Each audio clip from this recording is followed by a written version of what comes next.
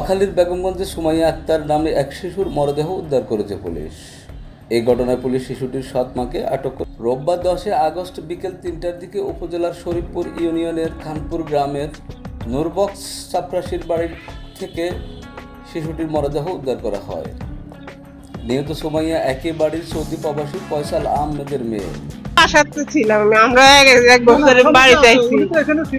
তো এটা পরিকল্পিতভাবে যদি হয়ে থাকে যে বাস্তবে দোষীর বিচারের দরকার আছে, এখন আমরা বুঝি না বিধে আপনাদেরকে ডাকা।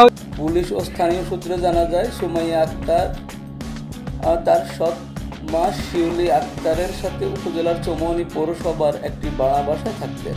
গতকাল শনিবার দুপুরের দিকে তুচ্ছ ঘটনার জের ধরে শিউলি তার সৎ মেয়ে শিশু সুমাইয়াকে মারধর করে, এরপর তাকে গোসল করিয়ে ঘুম পাড়ায়।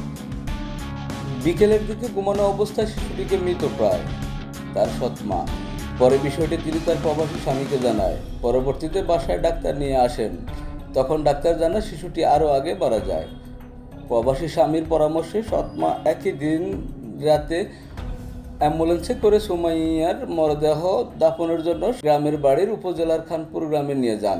পরের দিন সকালে গোসল করানোর সময় শিশুটির কানে ও গলায় আঘাতের চিহ্ন দেখে স্থানীয়রা 999-এ ফোন করে পুলিশের খবর দেয়।